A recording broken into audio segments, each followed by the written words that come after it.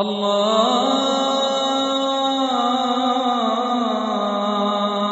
അക്ബർ അല്ലാഹു അക്ബർ അല്ലാഹു അക്ബർ അല്ലാഹു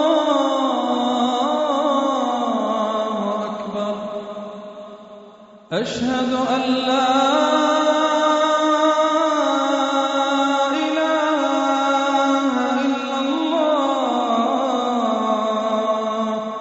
കോഴിക്കോടൻ നോമ്പ് തുറയാണ്. ഒരു കാര്യം ശ്രദ്ധിച്ചത് ഇവിടെ എന്താണെന്ന് വെച്ചാൽ, ഈ നോമ്പ് തുറക്കുണ്ടായിട്ടുള്ള വിഭവങ്ങളെ പറ്റിയിട്ടുള്ള ഒരു വിവരണം ഇവിടുന്ന് കിട്ടി. അത് വളരെ പോയറ്റിക്കായിട്ട്, വളരെ കാവ്യാത്മകമായിട്ടുള്ള കുറേ പേരുകളാണ് ഇവിടെ കിട്ടിയിട്ടുള്ളത്. ഇതാ നിങ്ങളൊന്ന് കേട്ടാൽ തന്നെ മനസ്സിലാവും. പാലിൽ കുതിർന്ന കോഴി ഒരു വിഭവത്തിൻ്റെ പേരാണ്. ഒഴിവാക്കാൻ പറ്റാത്ത സമൂസ അത് മറ്റൊരു വിഭവമായിരുന്നു.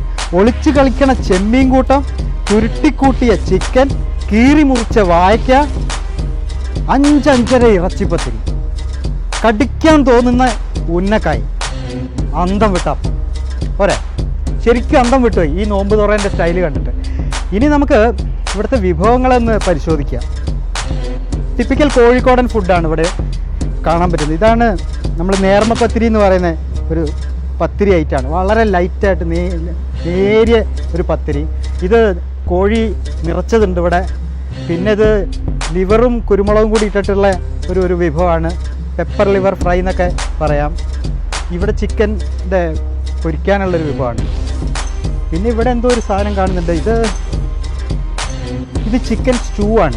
ചിക്കൻ സ്റ്റൂ കാണുമ്പോൾ തന്നെ കഴിക്കാൻ തോന്നുന്നുണ്ട്.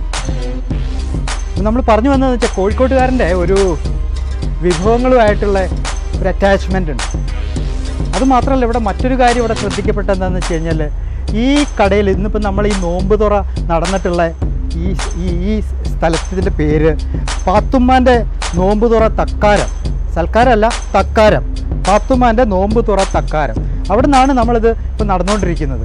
ഒരു കാര്യം ശ്രദ്ധിച്ചത് എന്താണെന്ന് വെച്ച് കഴിഞ്ഞാൽ, ഇവിടുന്ന് ആൾക്കാർ വരുന്നു, നോമ്പ് തുറക്കുന്നു, ഭക്ഷണം കഴിക്കുന്നു ഒക്കെ ഉണ്ട്. പക്ഷേ ഇവർ പറഞ്ഞത് ഞാനെന്താ കഴിച്ചതെന്നുള്ളത് അവിടെ പോയി പറയാമെന്നല്ലാതെ ഒരു ബില്ല് വാങ്ങാൻ പിടിക്കലൊന്നുമില്ല. അത് അവിടുത്തെ ഞങ്ങളെ കോഴിക്കോട്ടുകാരുടെ ഒരു ടിപ്പിക്കൽ ഒരു ട്രസ്റ്റ് വർത്തിനെസ് എന്നൊക്കെ പറയും. അതായത് ഒരു സത്യസന്ധതയുടെ ഭാഗമാണത്. ഞാനിതാണ് കഴിച്ചതെന്ന് അവിടെ പോയി പറയുന്നു. അത് അവർ വിശ്വസിക്കുന്ന ആ പൈസ വാങ്ങും.